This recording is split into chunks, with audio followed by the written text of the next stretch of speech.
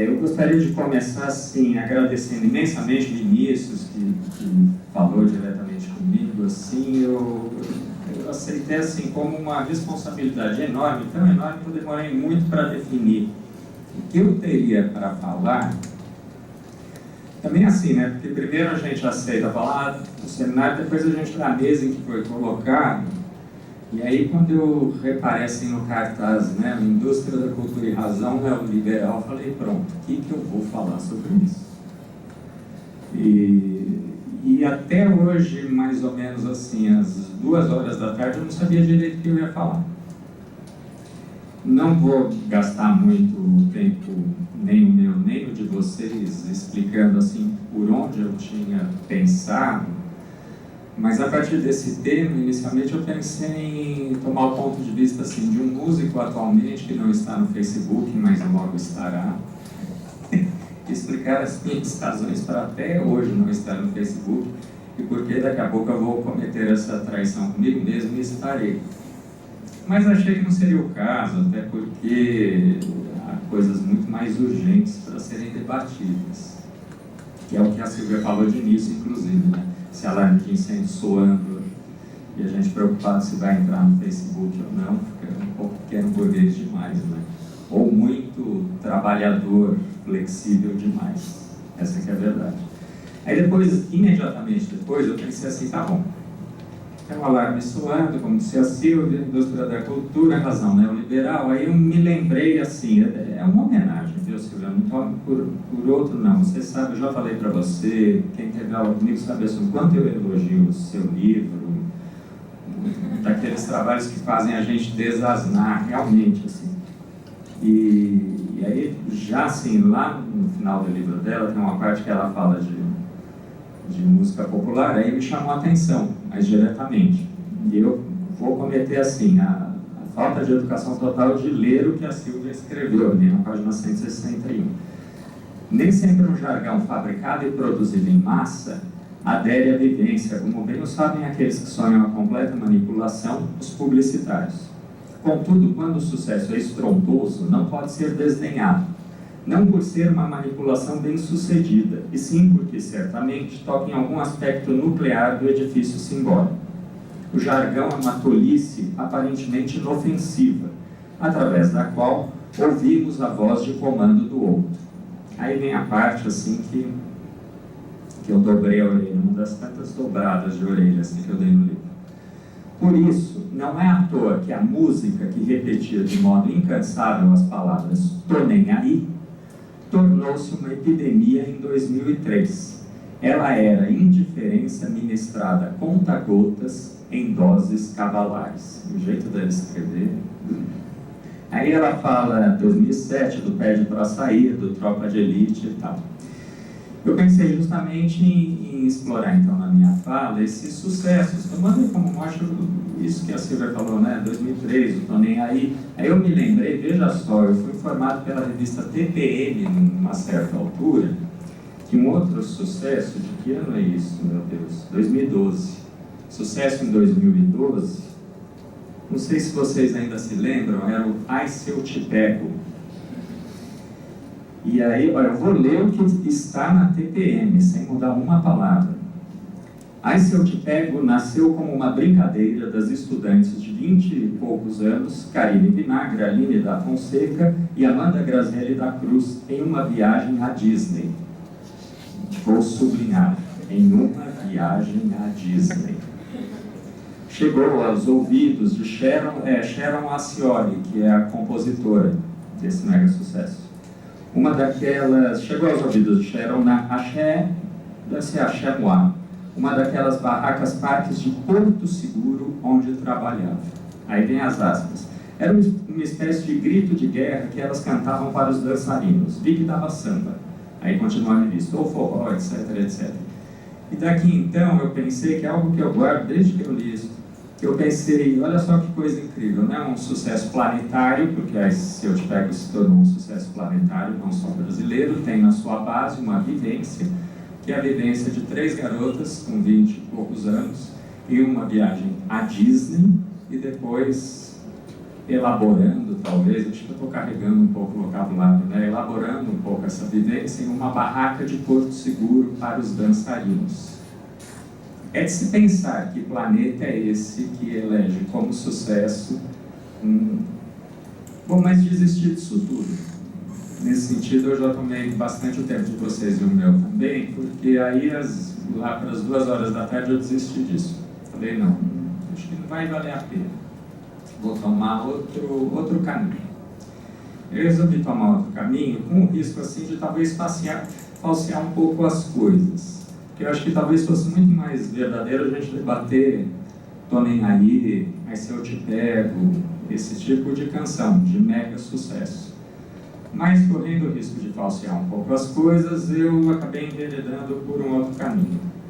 Eu gostaria que, mais até do que falar propriamente, eu gostaria de fazer o seguinte, que a gente, agora não sei se por causa do tempo a gente começa de fato com Marighella, ou se a gente já vai direto. Eu acho que vamos fazer o seguinte, já vamos direto para o disco da Jussara Marçal, para o Encarnado. Eu acho que vai valer mais a pena, a gente tem mais tempo mesmo de conversar. Faz de conta que eu já passei para vocês. Vocês devem conhecer o clipe de Eu Faço de um Homem Leal, Marighella. Conhecem, né?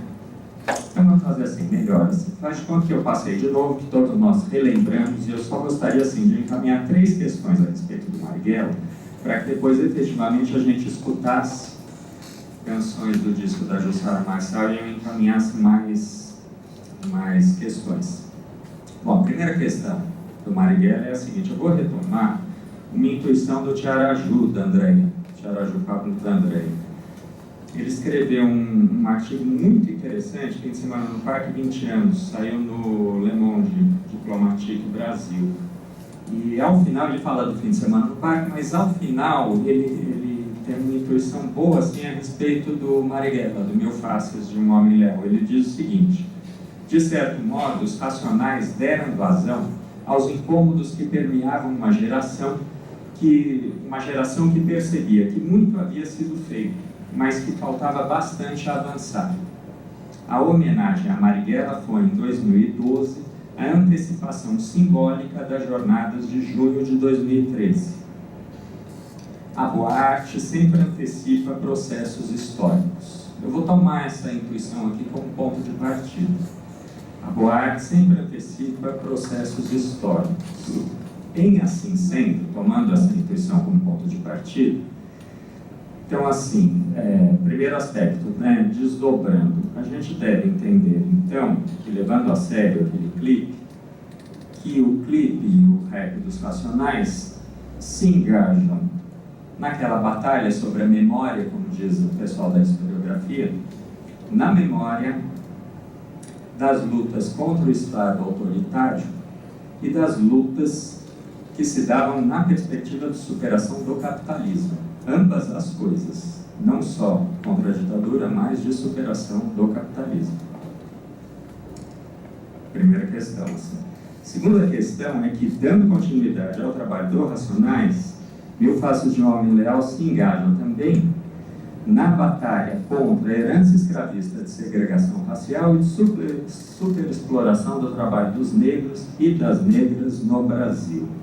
Essa frente de batalha, ela está sintetizada assim um dos tantos 2 versos antológicos modelares do Mano Brown. Aspas, não se faz revolução sem um fura na mão, sem justiça não há paz, é escravidão.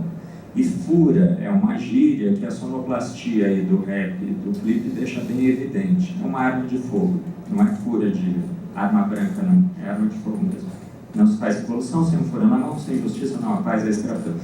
De resto, assim, durante o clipe, eles empunham armas, o Mano Brown ostenta assim, o manual do guerreiro urbano. Então é bem ostensivo essa representação. Obviamente se trata de uma representação. E bom, aí só continuando um pouco, eu acho interessante assim, se vocês lembrarem então do clipe do próprio rap, né?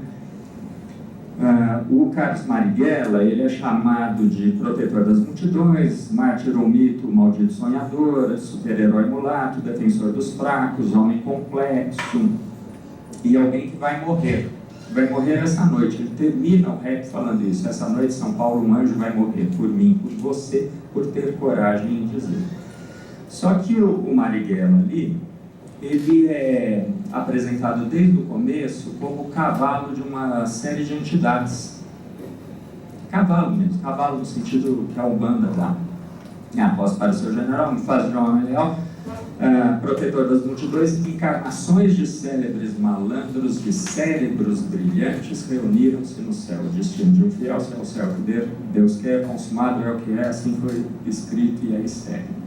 E não só ele, mas no clipe aparecem assim, muito rapidamente Muhammad Ali, Angela Davis, o Malcolm X, e depois 3 fotos de revoltosos ou de rebeldes negros, mestiços brasileiros.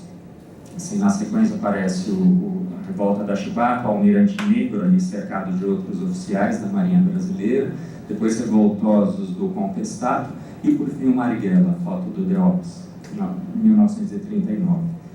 Então, assim, todos esses aparecem ali como inspirados por entidades que fazem com que nesse plano terreno aqui, nesse plano de carne e osso, haja uma série de revoltas e de revoluções. A mensagem do rap e do clipe, portanto, é uma: a luta de Marighella. Marighella é um anjo, há toda uma conotação de anjo aí também, que depois a gente pode discutir. Morreu, vai ser executado, mas se ele ainda vai ser executado, ele não foi executado. E de qualquer modo, como ele foi executado, é uma luta inspirada, que se dá por inspiração, pode-se pensar espiritual, mas também por inspiração da história, então é uma luta que pode renascer. A terceira questão é que, se a gente realmente levar a sério tudo isso, a gente vai se perguntar: bom, legal, mas se pode renascer essa luta, ela pode renascer com base em que forças sociais? Com base em que exatamente? Bom, ali no clipe tem mais um detalhe, que logo de início aparecem 2 datas, assim, elas vão sendo mudadas rapidamente: 1969 e 2012. E 69 você vê bem claramente que é a data da ação da ANL, quando toma uma das transmissoras da Rádio Nacional. Muito livremente, o Racionais recria ali, não é como eles recriaram, mas eles se basearam nesse fato. E 2012 aparece muito rapidamente. O que está em jogo claramente é algo do passado inspirando aqui no presente, esse presente fluido. Pode ser 2012, mas a gente não fixa 2012 como a gente vê em 1969. Bom, seja como for, se a gente pensar de qualquer forma, que forças sociais dariam base para a gente levar a sério? Vamos levar a sério essa canção, como tantas vezes já se levou a sério a canção no Brasil? Então, peraí, do que você está falando exatamente? Olha, no clipe tem uma passagem em que um detento, que me chamou a atenção disso, foi um aluno da história, Dimas do Volare. Ele falou: professor, você reparou, olha, tem aquela cena, um detento chamado preso comum. Preso comum em oposição ao preso político. Não é preso político, é preso comum. Já teve aluno que fala: professor, eu estou preso, é preso político. Tá bom, eu sei, mas aceitemos essa oposição para que a gente se entenda, tá? Então, um preso comum, ele recebe, ele está ali na cela dele, e aí ele recebe um livro, é um livro vermelho com o nome do Carlos Marighella. Ele se abaixa, pega o livro e começa a ler.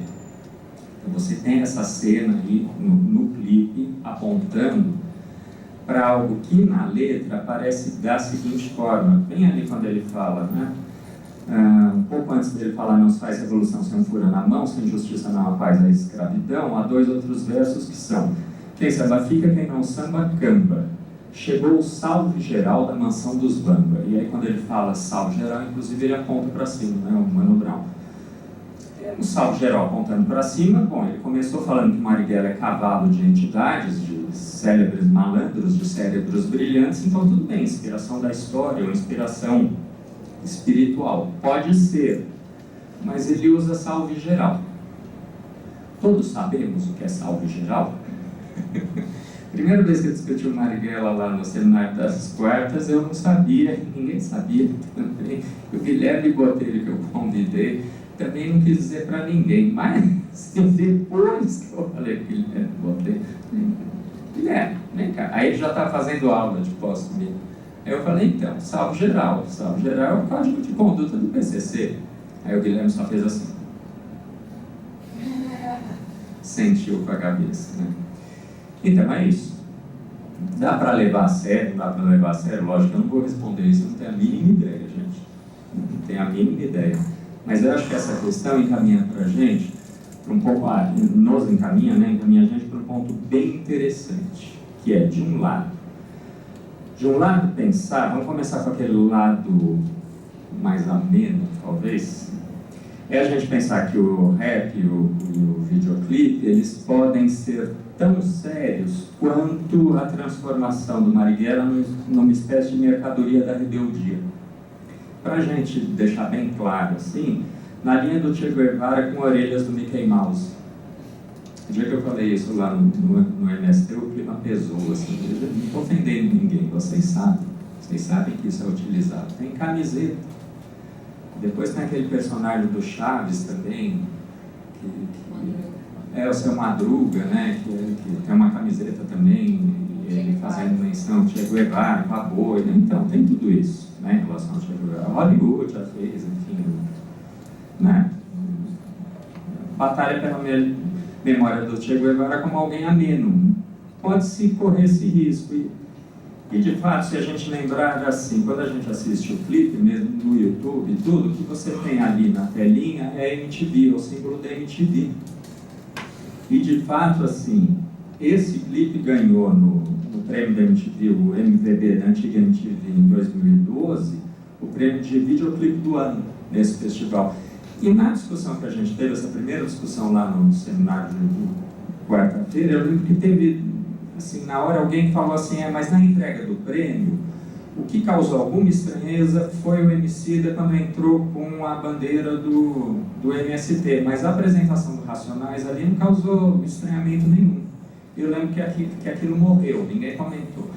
Eu não comentei, ninguém comentou e ficou... Foi deixado de lado, assim. Ou seja, o que poderia haver de mensagem revolucionária no rap e no clipe pode acabar com tantas mercadorias vendidas no mercado hegemônico da canção popular, uma rebeldia juvenil, inclusive para estudante da FEFELESH, estudante da USP. Eu sou muito rebelde, eu ouço, eu faço de um homem leal, Marighella, declamo, fono armas. E daí, né? Que fique claro, com isso eu não estou fazendo aquela cobrança que tantas vezes se fez na década de 1960, essa crítica já está bem aceita, bem assimilada. Eu não estou encomendando ao trabalho do Racionais a retomada concreta da luta armada, da luta de Marighella. Eu não estou fazendo isso. É óbvio que o rap atua no plano simbólico. O que eu estou querendo chamar a atenção é para a complexidade do raio de ação desse trabalho. Lembro que eu pesei por um lado. Se a gente levar a sério, a gente começa a prestar atenção nas forças sociais que existem e que talvez estejam ali apontadas no clipe. Se você olhar de outro lado, você pensa que é uma rebeldia vendida aí no mercado como tantas rebeldias que existem. Vamos tentar entender só mais um pouquinho esse raio de ação do trabalho. De um lado, quem mais teria moral para dialogar com Carlos Marighella, além do Mano Brown? Na música popular brasileira, eu acho que ninguém. Não sei, talvez o Eduardo, mas eu não consigo imaginar o Eduardo, não sei. Talvez o Eduardo. O Eduardo e ex-facção central. Talvez o Eduardo Tadeu. Vocês conhecem naturalmente. Tá bom, vamos deixar de lado, né? Fica difícil pensar. Quem, sampleando o Carlos Marighella, como fez o Mano Brown, quem não passaria por oportunista, quem não rebaixaria a discussão. Ali, sampleado pelo Mano Brown, se fica olhando e se perguntando, mas é a sério? Pode ser, por quê? Porque é o Mano Brown. Talvez só o Eduardo, não sei. A princípio, não consigo imaginar conhecendo o trabalho do Eduardo, mas um ou outro, no mínimo, assim. Agora, se você levar a sério, como eu disse, né, O Mano Brown está cantando A Luta Armada e ele está representando de fato algo que pode se dar e que está se dando, que talvez se dê na realidade. Quando eu apresentei no MST essa análise, eu terminei falando até que ponto devem ser levadas a sério a encenação, a verossimilhança, a mensagem de 1000 faces de um homem leal. E afinal de contas, que mensagem é essa? De fato é: revolução no Brasil tem um nome, vejo um homem, sei que é ser um homem também, vamos continuar isso? Bom, isso em 2012. Aí veio 2013, o mundo recomeçou em 2013, e ao longo de 2013 eu demorei para perceber isso. Outro dia que eu falei, a Jussara Marçal, tenho a sorte de ser muito amigo dela, de muito tempo. E outro dia eu falei isso para ela, que eu tinha demorado para atinar, que ela pensou o encarnado, ela preparou o encarnado no segundo semestre de 2013. Segundo semestre. E de início até com uma motivação, daquelas motivações que são, às vezes o pessoal estranha, mas que são do trabalho do músico, do cancionista. Ela pensou de início em chamar o disco dela de Estudando, isso ela já declarou assim, né, publicamente, Estudando Passo Torto. Ela pensou em estudar aquela sonoridade e as composições do pessoal do Passo Torto. Bom, acabou dando no encarnado, que foi pensado, que foi ensaiado assim, no segundo semestre de 2013. Ela fez uma apresentação, poucas pessoas assistiram, assim, eu estava presente. No final de 2013 apresentou na casa de Francisca, foi uma apresentação só. Eles até brincavam que era o começo da turnê internacional, tal. Depois eu perguntei, levei a sério. Aí o Sara falou, não, a gente sempre brinca, quem sabe, né, uma hora. Aquela história que Compreendo o Latão tem uma frase no nome do sujeito, é preciso parecer o que queremos ser para que um dia possamos ser o que queremos. É mais ou menos isso, né? Aí ela gravou e lançou em fevereiro de 2014. Ouvindo o disco inteiro, as 12 faixas, você tem ali nas 12 faixas um grande tema que já foi bastante discutido, assim, de várias formas, pela imprensa e tudo, entrevista com a Ju e tal, que é o tema da morte. A morte percorre aquele disco.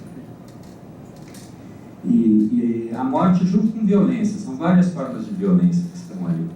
Mas junto da violência, quer dizer, você tem a violência e você tem a morte o tempo inteiro. Às vezes você tem essa violência uma forma muito bastante lírica, assim, relação amorosa.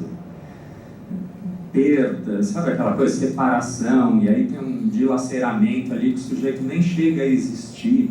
É a morte na forma de eu nem existo, eu não existo. Queimando a língua, ele repete, né? Essa canção repete isso, eu não existo, eu não existo, eu não existo. A morte, desde o começo, não diga que estamos morrendo, hoje não, desde o começo até o final, você tem o tempo inteiro, violência, apontando ali para a morte. E uma sonoridade do disco, que daí não tem jeito, sendo canção a gente tem que pensar na matéria que a gente escuta. Existe uma sonoridade que é muito agressiva pelos instrumentos que são tocados ali, guitarra e cavaquinho, ou guitarra, e também tem a rabeca e sax numa das faixas. Tem uma faixa só que acalma um pouco a oração para o Oxum, que daí tem uma calimba, mas em geral assim, agressividade, e mixada de um jeito. Mixada é quando você junta os instrumentos e a voz, tudo muito colocado de um jeito assim, que fica como se os instrumentos estivessem encarcerando a voz. Sensação, para mim a sensação é exatamente essa, como se os instrumentos ameaçassem engolir aquela voz estivesse encarcerada ali. E uma voz que é extremamente suave. Isso é muito interessante, porque a agressividade dos instrumentos não contamina a voz e a suavidade da voz não contamina os instrumentos que permanecem agressivos. Isso na Companhia do Latão a gente tentava tanto, às vezes conseguia, às vezes não conseguia, que era você colocar em cena assim, dois elementos em contraste, mas em relação, porque se você coloca só as duas coisas uma separada da outra, você olha para um ou você olha para o outro, e você não tem aquela tensão, e fica, no encarnado o tempo inteiro fica essa tensão. dessa agressividade que está encarcerando ali essa suavidade da voz da Jussara. Mas é uma suavidade que não é nada boba, de boba ela não tem nada. Cantando a morte ela tem muita densidade. E não tem melancolia. Isso foi algo que foi um clique que me deu. Às vezes eu demoro muito para perceber as coisas, né? Quase sempre. Só hoje que eu atinei com isso, realmente ouvindo assim. Quando eu decidi que eu ia falar desse disco, eu falei, pô, não é melancólico, é incrível. Um disco que fala sobre a morte e não é melancólico. Não tem melancolia. A voz da Jussara é suave, mas não é melancólica. Os instrumentos, então, de jeito nenhum. Você tem ali uma energia, você tem uma vitalidade, você tem uma agressividade, poderia dizer, mas tem uma raiva. Então, muitas vezes você tem uma raiva, muitas vezes se nota assim, um ressentimento, mas você não tem melancolia. Ninguém ali está chorando por alguma coisa que já passou, está enterrando de alguma forma, ou está constatando que algo precisa ser enterrado.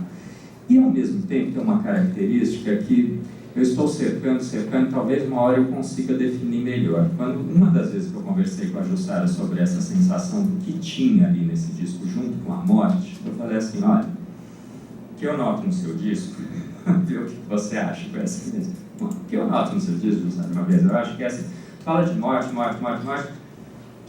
mas assim, tem alguma coisa ali que resiste. Tem alguma resistência ali, que eu não sei de onde que vem, mas tem uma resistência. Eu não consigo ver, assim, aquela coisa de você pegar na mão e falar, é isso, definir.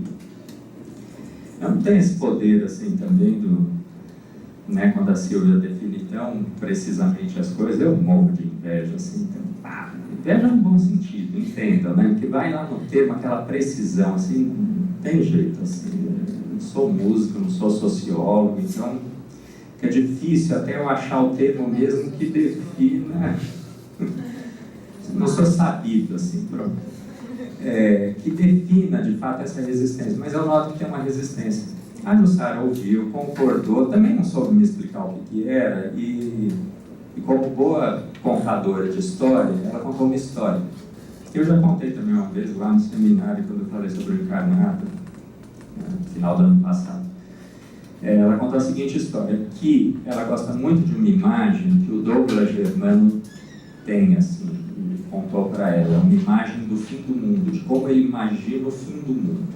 Ele imagina assim, ele andando na rua, então São Paulo, andando aquela coisa, aquele monte de prédio, e aí vem um tsunami de lama, e aquela lama se levanta, aquele tsunami começa a cobrir assim, os edifícios, e ele andando sozinho na rua, de repente ele olha aquele edifícios altos e aquele tsunami de lama vindo em cima dele. E aí, nesse momento, ele para, encara, coloca as mãos assim, bem naquela postura, né, de super-herói, os braços assim, olha para o tsunami de lama e faz ha, ha, ha. Eu não sei bem o que significa, mas eu sinto isso nesse disco. E, de fato, o disco faz isso. Tentando juntar, então, as coisas para a gente finalmente ouvir, né? Não vamos sair sem ouvir, não. Ou vamos ouvir antes? É melhor, vamos ouvir antes. Vamos ouvir o... Não, eu que acho as coisas fácil lá. É bem mais fácil assim. A gente ouve. Obrigado.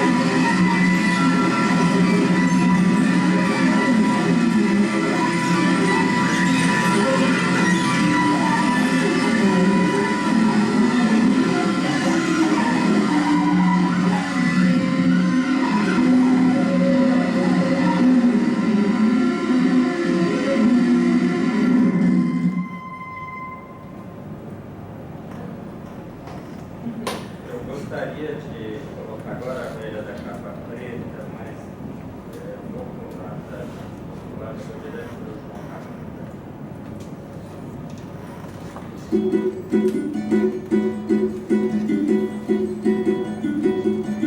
Guaraci vadiava e só fazia isso. Foi sempre a rainha da boca do lixo. Mas o tempo passou e ela envelheceu. Usou e gastou o corpo que Deus lhe deu. Nunca teve cafetão, nem leão de chácara, apenas uma navalha branca e sustenta o menino que ainda cheira leite e nem tem pelo na cara. Mas tudo desandou depois do dia em que ele resolveu causar suspiro nas mocinhas e a velha, enciumada, retalhou o rosto do rapaz. E o que era belo agora espanta. E o nome dele hoje é João Carranca. E o que era belo agora espanta. E o nome dele hoje é João Carranca.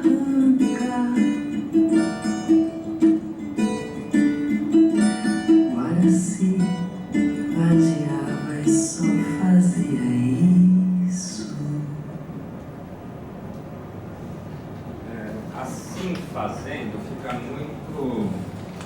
Não dá para ter a dimensão de ouvir o disco inteiro, as 11 faixas com aquela sonoridade muito próxima, sempre muito próximo da Ciranda do Aborto, e desembocar nessa que é a última. Obrigado, valeu, esqueci. Dessa última que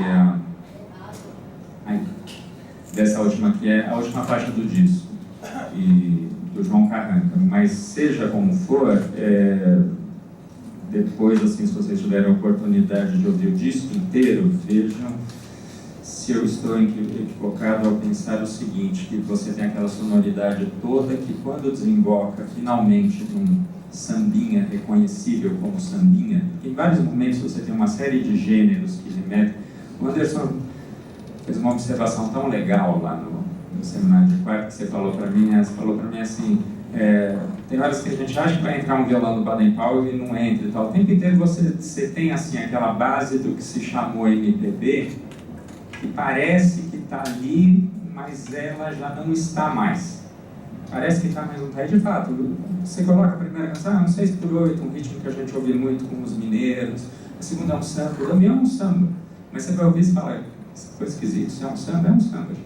Nossa, ciranda, coerentemente, é uma ciranda. Você tem uma série de gêneros ali ao longo do disco, com os quais a gente se acostumou, assim, nascendo ouvindo essa MPB, a gente se acostuma muito, reconhece. Só que eles estão ali completamente torcidos, alterados de um jeito que eu acho que aqui se sintetiza muito bem. O que era belo agora espanta. Então, assim, finalizando, né? O que era belo agora espanta. Essa referência a MPB, ou seja, essa referência a uma das, se não a maior, herança cultural que jovens universitários de classe média ainda têm neste país, sobretudo em São Paulo, sobretudo na USP, uma das maiores, ainda ontem eu falei isso em aula, né, João? Uma das maiores, se não a maior herança cultural que a gente tem. É trabalhada nesse disco, eu acho que nessa chave. O que era belo agora espanta. O que também, para mim, explica a ausência de melancolia. Não se lamenta, mas é espantoso. Como alguém que olhasse e falasse assim, nossa, morreu. Mas não chora o morto, né? Mas fala, uau, morreu. Virou uma carranca.